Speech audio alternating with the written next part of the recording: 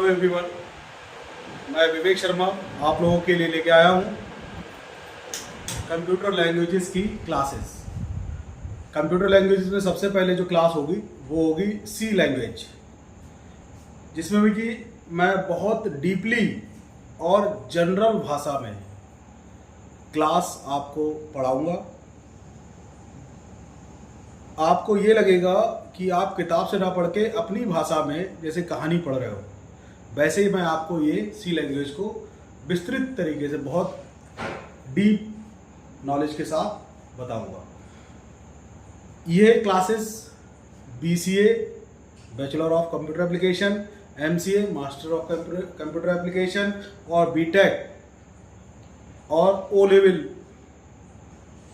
वाले स्टूडेंट्स के लिए बहुत इम्पॉर्टेंट होंगी। और इसके बाद मैं आपको इसमें ज़्यादा से ज़्यादा नॉलेज देने की कोशिश करूँगा। जो ये क्लासेस कर लेगा उसे सी बहुत अच्छे से समझ में आ जाएगी। ये तो खैर मुझे नहीं कहना चाहिए, ये आप ही लोग बताएंगे कि समझ में आई या नहीं आई ये। लेकिन हाँ, मेरा कोशिश ये रहेगा कि ज़्यादा से ज़्यादा मैं आप लोगों को नॉलेज दे पाऊँ।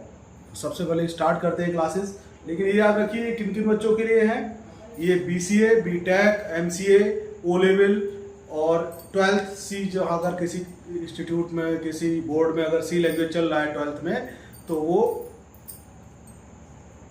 क्या कहते हैं उसके लिए बहुत इम्पोर्टेंट रहेगा। ठीक है, तो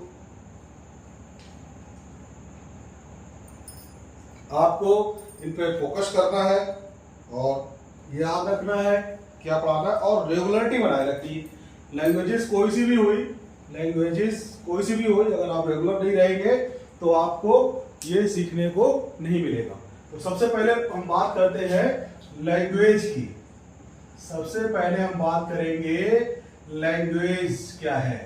तो लैंग्वेज मीन्स होता है भाषा, और भाषा का काम होता है दो या दो से अधिक लोगों को अपने विचारों का आदान प्रदान।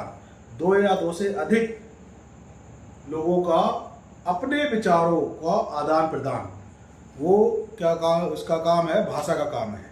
जैसे कि अगर मैं इंग्लिश और हिंदी जानता हूँ और मैं अगर तमिलनाडु में चला जाऊँ तो वहाँ पे मुझे तमिल लैंग्वेज नहीं आती है, और वहाँ कोई बिना इंग्लिश बोलने वाला मिल गया और बिना हिंदी बोलने वाला मिल गया जो सिर्फ प्योर तमिल लैंग्वेज जानता है, तो उसके साथ मैं कैसे कम्युनिकेट करूँगा, कैसे मैं बातें करूँगा, अपनी बातें उसे कैसे समझाऊँगा, उसकी बातें मैं कैसे समझूँगा, तो ये बड़ा कठिन हो जाएगा, समझ नहीं पाएंगे हम एक दूसरे के विचार। तो भाषा दोनों तरफ आनी चाहिए, उसको भी हमारी भाषा आनी चाहिए, हमें उसकी भाषा आनी चाहिए, या एक ट्रांसलेटर रखना चाहिए। तो यही कार्य हमें कंप्यूटर के साथ करना है। कंप्यूटर की अपनी भाषाएं हैं तो उन्हें हमें सीखना पड़ेगा कंप्यूटर के साथ कम्युनिकेट करने के लिए। कंप्यूटर के साथ अगर हमें कम्युनिकेट करना है, कंप्यूटर के साथ अपनी बातचीत करनी है, कंप्यूटर को अपने बारे में बताना है और कंप्यूटर से अपने कंप्यूटर के बारे में जो क्या कहना चाह रहा है उससे पूछना है, तो उसके लिए हमें कंप्यूटर की भाषाएं सीखनी पड़ेगी। तो मेन जो भाषा है कंप्यूटर की वो है मशीन लैंग्वेज। मशीन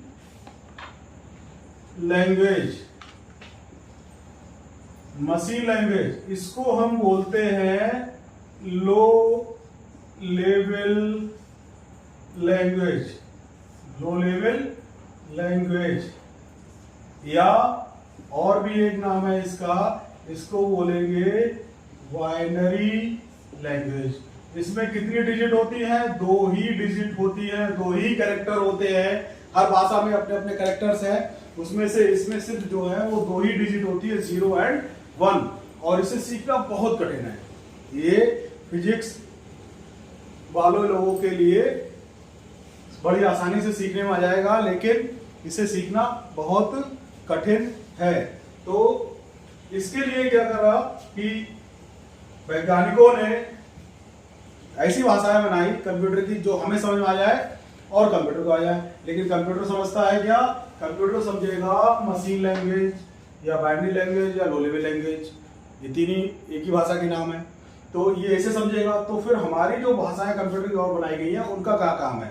उनका काम है कि उन भाषाओं के द्वारा जो जिन्हें हम बोलते हैं हाई लेवल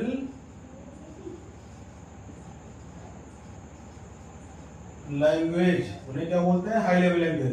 तो कंप्यूटर क्या करता है, हम सीखते ये हैं और हम इसी में कमांड देते हैं कंप्यूटर को। हाई लेवल लैंग्वेज में कमांड देंगे, कंप्यूटर क्या करेगा? कंप्यूटर एक ट्रांसलेटर रखता है अपने पास जो ये कन्वर्ट करता है, हाई लेवल लैंग्वेज को कन्वर्ट करेगा लो लेवल में और फिर उस पर प्रोसेस करेगा, कार्य करेगा। और जब प्रोसेस हो जाएगा तो जो रिजल्ट देगा वो फिर से हाई लैंग्वेज में कन्वर्ट कर देगा। ये काम कौन करता है? ये काम करता है कंपाइलर। इसे काम कौन करेगा? ये काम करेगा कंपाइलर। तो ये तो डिस्कशन छोड़ ही दीजिए कि कंप्यूटर की भाषा ये है, ये हाई लेवल लैंग्वेज है, वो हम लोगों के लिए बनाई गई है जिससे कि हमें ये 01 की भाषा ना सीखनी पड़े। इसमें सर्किट डिजाइनिंग होती है तो ये ना सीखनी पड़े, इससे काम चल जाए। तो ये आसान करने के लिए हम जो यूजर्स हैं, ह्यूमन है, उनको आसान करने के लिए हमारे लिए हाई लेवल लैंग्वेज बनाई गई। और ये बहुत सारी लैंग्वेजेस हैं जैसे कि Fortran, COBOL, C, A, B, C plus plus, C sharp, Python, Java, PHP, ये सब लैंग्वेजेस हैं जो कि हाई लेवल लैंग्वेज कहलाती हैं। और सभी का प्रोसेस ये है, हम सीखेंगे ये कमांड इसमें देंगे और वो कन्वर्ट किसमें होगा? लो लेवल में होगा, और लो लेवल से फिर से किसमें कन्वर्ट होगा? हाई लेवल में हो जाएगा। हमें इसी में दिखेगा तो हमें ये लग रहा है कि कंप्यूटर इसमें काम कर रहा है, जबकि कंप्यूटर इसमें काम नहीं करता है। कंप्यूटर काम किसमें करता है? बाइनरी लैंग्वेज में। तो ये कंफ्यूजन दूर रखना चाहिए सभी को। अब बात करते हैं जो हम सीखना चाह रहे थे, सी लैंग्वेज। हम क्या करेंगे? सी लैंग्वेज, जो कि एक कंप्यूटर की भाषा है जो बेसिक है। बेसिक क्यों है? क्योंकि इसमें से जो ज्यादातर सिंटैक्स है वो अदर भाषाओं में भी यूज होते हैं, इसीलिए सी सबसे पहले सिखाया जाता है कंप्यूटर की भाषाओं में। तो अब बात करते हैं सी की, तो कंप्यूटर की भाषा की। तो इसमें क्या है, प्रत्येक भाषा में अपने अपने कैरेक्टर हैं। प्रत्येक भाषा में क्या है? अपने अपने कैरेक्टर्स हैं। जैसे कि इंग्लिश भाषा में, इंग्लिश लैंग्वेज में 26 कैरेक्टर है, A to Z, और उन्हीं कैरेक्टर के द्वारा शब्द बनाए जाते हैं। उन्हीं कैरेक्टर से क्या बनाया जाता है? शब्द बनाए जाते हैं। और उन शब्दों को बनाने के बाद क्या बनाया जाएगा? सेंटेंस, और सेंटेंस बनने के बाद पैराग्राफ, और पैराग्राफ बनने के बाद स्टोरी या बुक या रिपोर्ट, जो भी बनाना चाहे। तो ये जो है धीरे धीरे प्रोसेस बढ़ता है कैरेक्टर से लेके स्टोरी बुक तक, ठीक है। तो ऐसे ही यहाँ पे भी प्रोसेस है। यहाँ पर इसके अपने कैरेक्टर्स हैं। अब वो कैरेक्टर्स क्या है? वो कैरेक्टर्स है आपके A to Z,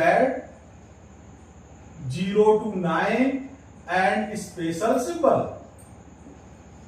special symbol ये कैरेक्टर्स हैं किसी भी हाई लेवल लैंग्वेज की। जितनी भी हाई लेवल लैंग्वेज यूज हो रही हैं उन सब में यही कैरेक्टर्स मिलेंगे। A to Z, 0 to 9 special symbol. A से लेके जेड तक ये कैरेक्टर हो गए, 0 to से लेके 9 तक नंबर यूज होंगे कैरेक्टर्स की तरह, और स्पेशल सिंबल्स जो भी है। स्पेशल सिंबल्स कौन कौन से हैं? कीबोर्ड में special function keys. Function keys क्या है? F1 से लेके F12, tab, shift, home, insert, arrow की, स्पेस बार की, ये सब फंक्शन की है। इन फंक्शन कीज को छोड़कर और अल्फाबेट कीज को छोड़कर और नंबर कीज को छोड़कर जो भी कीबोर्ड में है वो सब स्पेशल सिंबल की कैटेगरी में आता है। जैसे plus, minus, bracket, comma, dot, ये सब किस की कैटेगरी में आएगा? स्पेशल सिंबल्स की श्रेणी में आएगा। तो अभी मैंने बताया कि कैरेक्टर से क्या बनता है? कैरेक्टर से बनता है आपका वर्ड, और यहां पर लैंग्वेज में हम वर्ड को क्या बोलेंगे? टोकन। इसको हम क्या नॉर्मल लैंग्वेज में हम अपनी भाषाओं में क्या बोलते हैं? वर्ड। कैरेक्टर से मिलके बनता है, जैसे कि RAMESH से मिलके बना रमेश, ठीक है। START स्टार्ट, इन शब्दों इन कैरेक्टर से मिलके बना स्टार्ट। ऐसे ही यहां पर जो इन कैरेक्टर से मिलके बनेगा वो बनेगा टोकन। जो कि हम वर्ड बोल रहे थे, तो यहाँ वर्ड लिया, क्या नाम दे दिया हमने, टोकन। अब टोकन से मिलके क्या बनेगा, मतलब वर्ड से मिलके क्या बनता है, सेंटेंस। लेकिन यहां सेंटेंस की जगह हम क्या बोलेंगे, इंस्ट्रक्शन। इंस्ट्रक्शन, और इंस्ट्रक्शन को नॉर्मल लैंग्वेज में क्या बोलेंगे, सेंटेंस। ठीक है। अब इंस्ट्रक्शंस क्या है, इंस्ट्रक्शंस जो है एक सबसे छोटा कार्य जो कंप्यूटर करता है, एक सबसे छोटी कमांड। सबसे छोटी कमांड क्या है, एक इंस्ट्रक्शन है। जैसे मैंने लिखा 2 + 3 का सम करना है, तो 2 + 3 का सम करेंगे तो सबसे पहले 2 दबाएंगे, तो 2 एक इंस्ट्रक्शन हो गई, फिर प्लस दबाएंगे दूसरी इंस्ट्रक्शन हो गई, 3 दबाएंगे तो तीसरी इंस्ट्रक्शन हो गई। तो एक एक कार्य, ये क्या कहलाएगा, एक इंस्ट्रक्शन कहलाएगा। ठीक है। तो इंस्ट्रक्शन क्या है, एक सेंटेंस है। और सेंटेंस से मिलके क्या बनता है, सेंटेंस से मिलके बनता है पैराग्राफ। पैराग्राफ बनेगा। पैराग्राफ को हम यहाँ क्या बोलते हैं, प्रोग्राम। बहुत सारी इंस्ट्रक्शंस मिलके क्या बनाएंगे, प्रोग्राम। और प्रोग्राम से मिलके क्या बनेगा, हमारा मेन आउटपुट जो है वो है सॉफ्टवेयर या वेबसाइट। यहां पर इसे क्या बोलेंगे, स्टोरी बुक या बुक लिख दो, खाली बुक। पैराग्राफ से मिलकर बुक बन जाती है। ऐसे प्रोग्राम से मिलकर क्या बनेगा, सॉफ्टवेयर, जो कि एक कार्य करेगा, जो कि एक कार्य करेगा। तो ये हो गया आपका लैंग्वेज का स्ट्रक्चर कि लैंग्वेज में क्या क्या होगा, कैसे हम अपना कार्य करेंगे लैंग्वेज में। ठीक है। तो सबसे पहले कैरेक्टर, फिर उसके बाद वर्ड मतलब टोकन, फिर टोकन के बाद इंस्ट्रक्शन बनती है, टोकन को मिलाकर क्या बनेगा, इंस्ट्रक्शन, जिसे हम नॉर्मल लैंग्वेज में सेंटेंस बोलते हैं।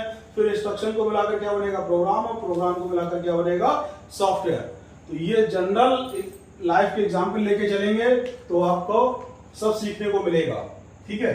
अब बढ़ते हैं एक एक स्टेप पर। तो सबसे पहला स्टेप जो था वो था आपका कैरेक्टर। अब कैरेक्टर जो है वो है A to Z 0 to 9 special symbol, ये तो बताने की जरूरत है नहीं, ये तो सबको जानते हैं। लेकिन टोकन क्या है, सबसे पहला स्टेप है टोकन।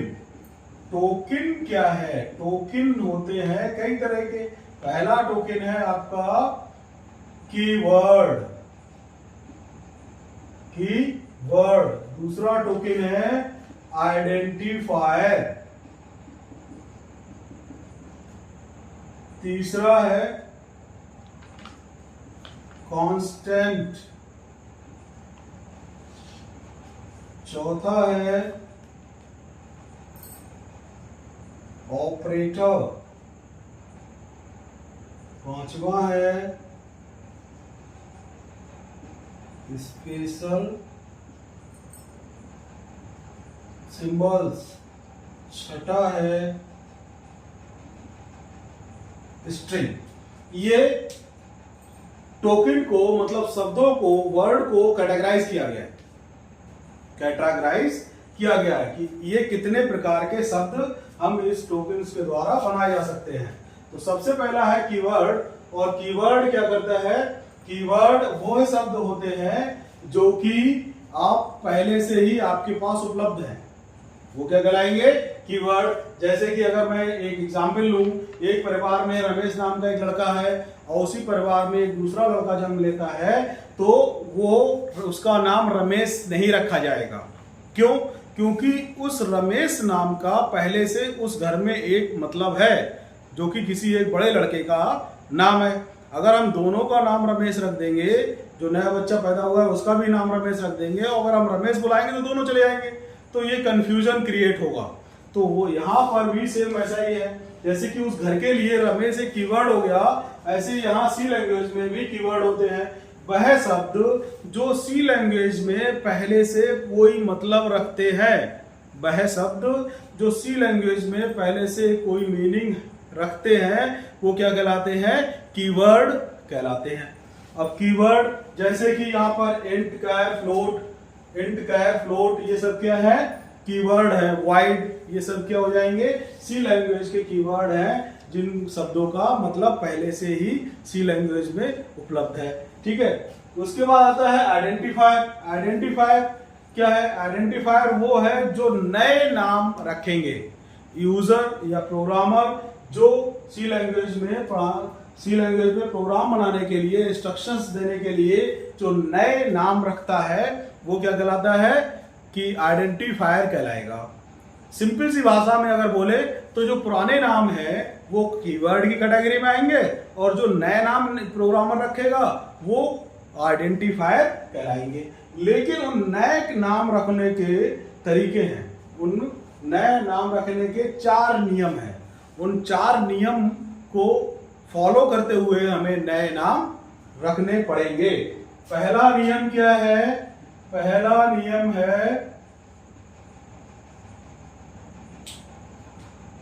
नियम है नो कीवर्ड। कीवर्ड नहीं होना चाहिए। नो कीवर्ड मतलब जो नया नाम रखेंगे वो कोई कीवर्ड नहीं होना चाहिए, मतलब उसका मतलब पहले से सी लैंग्वेज में नहीं होना चाहिए।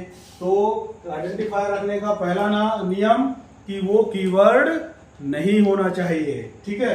अगला, नो स्पेस, बीच में स्पेस नहीं होना चाहिए। जैसे कि हम लिखते हैं रमेश स्पेस कुमार, रमेश और कुमार के बीच में एक स्पेस दे देते हैं, जगह खाली जगह छोड़ देते हैं, तो वो यहां नहीं चलेगा। आइडेंटिफायर में कोई स्पेस नहीं होना चाहिए। जब भी हम कोई नया नाम रखेंगे तो उसमें कोई स्पेस नहीं होना चाहिए। ठीक है। तीसरा है नो स्पेशल सिंबल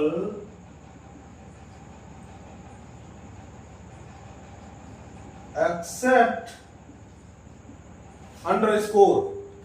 अंडरस्कोर को छोड़कर कोई भी स्पेशल सिंबल यूज नहीं होना चाहिए। स्पेशल सिंबल यूज नहीं होना चाहिए। किसको छोड़कर? अंडरस्कोर। अंडरस्कोर का सिंबल ये होता है नीचे वाली लाइन पे डैश। तो स्पेशल सिंबल में कौन यूज होगा? सिर्फ अंडरस्कोर यूज कर सकते हो आप नाम के बीच में, लेकिन और कोई स्पेशल सिंबल यूज नहीं कर सकते। चौथा नियम है must not start from number. Number से स्टार्ट नहीं होना चाहिए। नंबर से स्टार्ट नहीं होना चाहिए कोई भी नाम। जैसे कि अगर हमें किसी का नाम रखना है तो हम लिखेंगे एबीसी, एबीसी चल जाएगा, लेकिन लिखेंगे 1 एबीसी, 1 एबीसी, 2 एबीसी, 3 एबीसी या खाली 1 2 3, ये नाम नहीं रख सकते क्योंकि ये सभी नाम जो है नंबर से स्टार्ट हो रहे हैं, डिजिट से स्टार्ट हो रहे हैं। तो खाली डिजिट कोई नाम नहीं हो सकता है और ना ही डिजिट से स्टार्ट होने वाले नाम नहीं होंगे। वो एरर जनरेट करेंगे, गलती आएगी उसमें। तो बाद में नंबर हो सकता है, जैसे कि ABC1, ABC2, ABC3, ये नाम वैलिड है। 1 ABC इनवैलिड नाम है क्योंकि वो नंबर से स्टार्ट हो रहा है। तो आइडेंटिफायर क्या है? वो नाम जो प्रोग्राम में नए नाम बनाएगा वो आइडेंटिफायर है। उनके बनाने के 4 नियम है। पहला नो कीवर्ड, दूसरा नो स्पेस, तीसरा no special symbol except underscore, underscore को छोड़कर कोई दूसरा स्पेशल सिंबल नहीं होगा, और must not start from number, और नंबर से स्टार्ट नहीं होना चाहिए। अगला आता है कांस्टेंट। कांस्टेंट क्या है इधर बता देता हूं।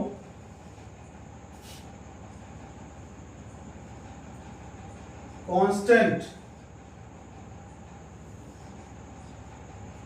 कांस्टेंट जो है, स्ट्रिंग भी कांस्टेंट में ही आ जाता है। स्ट्रिंग भी, चलो देखते हैं। अभी पहला कांस्टेंट है कैरेक्टर, दूसरा है इंटीजर,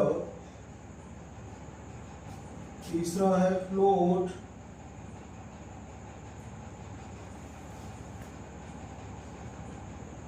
चौथा है स्ट्रिंग।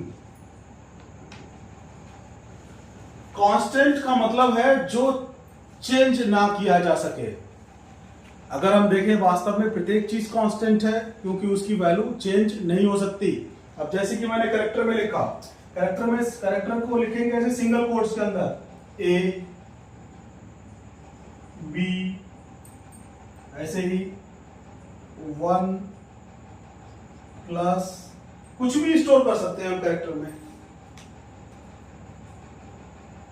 कैरेक्टर में हम क्या कर सकते हैं, कुछ भी स्टोर कर सकते हैं, सिर्फ एक नंबर, कुछ भी, एक कैरेक्टर, एक नंबर, या फिर आपका एक स्पेशल सिंबल, कुछ भी स्टोर हम कर सकते हैं कैरेक्टर में। लेकिन अगर जैसे हमने ये 1 नंबर स्टोर किया है तो 1 नंबर का मतलब ये है कि 1 स्टोर तो हो जाएगा लेकिन अर्थमेटिक ऑपरेशन परफॉर्म नहीं होंगे। अर्थमेटिक ऑपरेशन मतलब इसे जोड़ा घटाया नहीं जा सकता, खाली स्टोर हो सकता है कैरेक्टर में। कैरेक्टर और इसकी जो है ए है, 1 लिखा है इसके अंदर, तो 1 जो है 1 ही रहेगा, ये कभी भी 2 का वैल्यू नहीं देगा। ऐसी ए कैरेक्टर में ए है तो ए ही रहेगा, ए कभी बी का प्रोनाउंसिएशन नहीं देगा, बी का उच्चारण नहीं देगा, इसीलिए इन सबको कांस्टेंट बोला गया है। कांस्टेंट मतलब कितनी तरह की वैल्यू आप सी में यूज कर सकते हैं। कांस्टेंट का मतलब क्या है, कितनी तरह की वैल्यू आप सी लैंग्वेज में यूज कर सकते हैं, वो है कांस्टेंट। तो आप जो कैरेक्टर टाइप की वैल्यूज यूज कर सकते हो। दूसरा, बिना दशमलव वाला नंबर 10, 15, 5, 5000, ये क्या है, ये आपके इंटीजर कांस्टेंट है। इंटीजर कांस्टेंट मतलब जिनकी वैल्यू बिना दशमलव वाले नंबर्स हैं और इनकी वैल्यू यही रहेगी, ये बदली नहीं जा सकती। जैसे कि 10 है तो 10 जो है 10 ही वैल्यू रखेगा, 10 कभी 11 का वैल्यू नहीं देगा। मतलब अगर 10 हमने गिने हैं तो 10 ही चीजें होंगी, 11 कभी भी नहीं होंगी। मतलब मान जो है वैल्यू का 10 ही रहेगा, 10 की जगह 11 या 9 नहीं होगा, तो ये इंटीजर कांस्टेंट होगा। मतलब हम बिना दशमलव वाली वैल्यू भी दे सकते हैं सी के अंदर।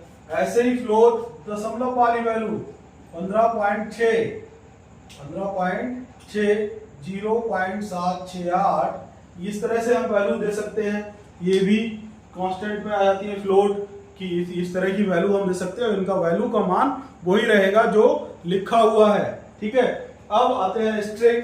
स्ट्रिंग क्या है, स्ट्रिंग में ग्रुप ऑफ कैरेक्टर्स, जो कई सारे कैरेक्टर्स को मिलाकर जो बनाते हैं वो स्ट्रिंग कहलाता है। इसमें क्या है, देखो इसमें लिखा रमेश,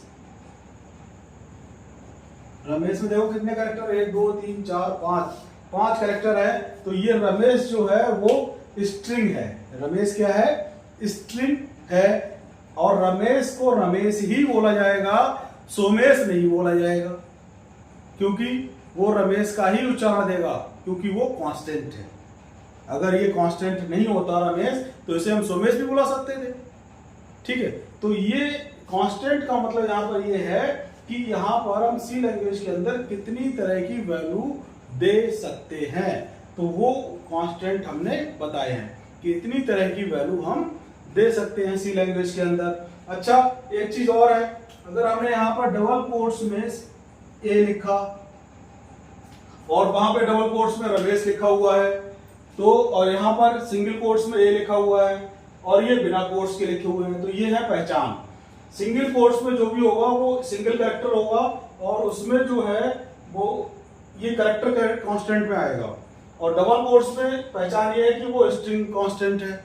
डबल कोट्स की पहचान क्या है कि वो स्ट्रिंग कांस्टेंट है। और जबकि ये ए और ये ए दोनों एक से हैं, ये वाला ए और ये वाला ए दोनों की वैल्यू सेम है, ऐसे, तो इन दोनों में फर्क क्या है, ये स्ट्रिंग है ये कांस्टेंट है, ऐसा कैसे होता? ये है एक्चुअली कैरेक्टर जो है वो अपने अंदर एक ही कैरेक्टर स्टोर करता है।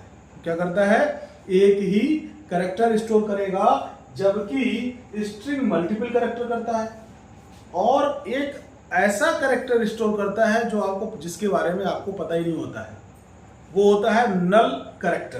वो क्या होता है? नल कैरेक्टर। तो स्ट्रिंग जो है अपने लास्ट में नल कैरेक्टर को स्टोर करेगा। किसको करेगा? नल कैरेक्टर को स्टोर करेगा। नल कैरेक्टर ये इसका सिंबल ये है बैकस्लैश और 0, ये नल कैरेक्टर है।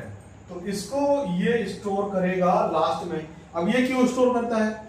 ये इसका आइडेंटिफिकेशन है। किसका? ये आइडेंटिफिकेशन है स्ट्रिंग का, कि यहां पर एक स्ट्रिंग फिनिश हो रही है। यहां पर क्या हो रही है? एक स्ट्रिंग खत्म हो रही है। ये बताएगा कौन? नल, कि एक स्ट्रिंग कहां पे खत्म हो रही है। उसके लिए हम क्या लगाएंगे? नल कैरेक्टर डालेंगे। तो ये स्ट्रिंग के लास्ट में पाया जाता है नल कैरेक्टर। यही अब यहां पर क्या है? ए के लास्ट, ए के बाद नल कैरेक्टर होगा, जबकि यहां कैरेक्टर में ए के बाद नल कैरेक्टर नहीं होगा। तो बस यही फर्क है स्ट्रिंग और कैरेक्टर में। क्या फर्क है? कि कैरेक्टर के लास्ट में नल कैरेक्टर नहीं होगा और स्ट्रिंग के लास्ट में नल कैरेक्टर होगा, जो कि बताएगा कि यहां पर एक स्ट्रिंग फिनिश हो रही है। क्यों बताएगा? क्योंकि कंप्यूटर मशीन है, उसके पास अपना दिमाग नहीं है और उससे कोई भी चीज बताने के लिए उससे पहले एक लॉजिक चाहिए, और लॉजिक के लिए एक सिंबल चाहिए जो बताए कि ये या करना है। तो ये एक ऐसा सिंबल है जो बताएगा कि यहाँ पर ये स्ट्रिंग टर्मिनेट हो रही है। स्ट्रिंग क्या हो रही है? टर्मिनेट हो रही है। इसीलिए ये नल कैरेक्टर स्ट्रिंग के लास्ट में डाला जाता है, जबकि ये कैलकुलेट नहीं होता है। आप अगर इसका साइज कैलकुलेट करेंगे तो 1 2 3 4 5 6, अगर साइज निकालेंगे तो 6 ही साइज देगा, क्योंकि नल कैरेक्टर को अवॉइड करते हैं गिनती में। तो ये सिर्फ टर्मिनेशन को, स्ट्रिंग टर्मिनेशन को बताने के लिए यूज किया जाता है नल कैरेक्टर, और इसका कोई ज्यादा यूज नहीं है। अब आते हैं ऑपरेटर। ऑपरेटर क्या है? ऑपरेटर जो है, जो वैल्यूज को ऑपरेट करे, जो क्या करे? हमारी वैल्यूज को, जो हम इनपुट दे रहे हैं कंप्यूटर में, जो हम इनपुट डाल रहे हैं, उन वैल्यूज को जो ऑपरेट करे वो क्या कहलाएगा? ऑपरेटर कहलाएगा। जैसे कि प्लस माइनस, ये अर्थमेटिक ऑपरेटर हो गए, plus minus, divide, multiply, modulus, ये सब क्या है? अर्थमेटिक ऑपरेटर है। ऐसे ही दूसरा ऑपरेटर है रिलेशनल ऑपरेटर। रिलेशनल ऑपरेटर वो ऑपरेटर है जो दो वैल्यूज के बीच रिलेशन क्रिएट करते हैं, जैसे कि greater than, less than, greater than is equal to, less than is equal to, is equal to, ये सब क्या है? नॉट इज इक्वल टू, ये सब रिलेशनल ऑपरेटर है। ऐसे ही है लॉजिकल ऑपरेटर। लॉजिकल ऑपरेटर में आपके एंड, और, नॉट, ये तीन ऑपरेटर आते हैं। एंड ऑपरेटर, और ऑपरेटर, एंड नॉट ऑपरेटर। तीसरा है, नेक्स्ट है आपका असाइनमेंट ऑपरेटर। ये मेनली तो एक ही ऑपरेटर है, मेन ऑपरेटर जो है वो एक ही है, is equal to, single is equal to, जो कि वैल्यू को असाइन करता है। लेकिन अर्थमेटिक के साथ इसको मिलाकर 5 ऑपरेटर और बनाए गए हैं। तो एक, फिर उसके बाद आता है इंक्रीमेंट डिक्रीमेंट ऑपरेटर, फिर उसके बाद आता है आपका बिटवाइज ऑपरेटर। तो ये बड़ा टॉपिक है, इस पे पूरा हम वीडियो अलग से बनाएंगे। इसका इंट्रो मैंने अभी दे दिया। इसके बाद आता है स्पेशल सिंबल्स। स्पेशल सिंबल्स क्या है? जो कि मैंने बताया पहले भी, A to Z, 0 to 9, और फंक्शन कीज को छोड़कर, फंक्शन कीज को छोड़कर जो भी हमारे कीबोर्ड में है वो सब स्पेशल सिंबल्स है। जबकि ऑपरेटर भी हमारे क्या है, किस कैटेगरी में आते हैं? स्पेशल सिंबल्स की कैटेगरी में आते हैं। ठीक। स्ट्रिंग, स्ट्रिंग क्या है? स्ट्रिंग आपका एक, जैसे यहां पर था, ये कांस्टेंट में स्ट्रिंग है। स्ट्रिंग का मतलब है कि जो बहुत सारी वैल्यूज को एक साथ स्टोर करे, कैरेक्टर वैल्यूज को, लेकिन उनका यूज जो है वो आपका अर्थमेटिक ऑपरेशन में नहीं हो सकता। उनका यूज अर्थमेटिक ऑपरेशन में नहीं हो सकता, सिर्फ डेटा स्टोर करने के लिए हो सकता है। जैसे किसी का नाम स्टोर करना है, जैसे किसी का आपको एड्रेस स्टोर करना है, किताब का डेटा स्टोर करना है, तो ये सब किस में आएगा? स्ट्रिंग की कैटेगरी में आएगा, जहां पे बहुत सारे कैरेक्टर्स स्टोर करे जा सकते हैं। वो किस में आएगा? स्ट्रिंग की कैटेगरी में आएगा। तो आज मैंने आपको डिस्कस किया टोकन। तो ये टोकन है। अगर आप इन्हें समझ गए हैं या आपको कोई प्रॉब्लम आ रही है तो आप कमेंट में बता सकते हैं कि कहाँ पे कुछ गड़बड़ है या आपको कहाँ पे समझ में नहीं आया है। इसमें आप कमेंट, वीडियो के कमेंट में बता सकते हैं। उसको मैं फिर से दोबारा से आपको समझाने की कोशिश करूंगा। कल हम बात करेंगे ऑपरेटर्स के बारे में, डिटेल्ड बात करेंगे ऑपरेटर्स के बारे में, फिर आगे बढ़ेंगे। ठीक है। तो अभी 2-3 क्लासेस में तो आप प्रैक्टिकल तक नहीं पहुंचेंगे, 2-3 क्लासेस थ्योरी की लगेंगी, उसके बाद आप प्रैक्टिकल कर सकते हैं। प्रैक्टिकल शुरू होंगे, उसके बाद आप प्रैक्टिकल कर सकते हैं, लेकिन आपको कॉन्टिन्यूअस रहना होगा हमारे साथ, तभी आप सीख पाएंगे, अदरवाइज नहीं सीख पाएंगे। अगर आपको और भी सीखना है तो आप हमारे चैनल रमल सॉफ्टटेक एजुकेशन को लाइक करिए, वो सब्सक्राइब करिए और वीडियोस को हमारी लाइक करिए। Thank you.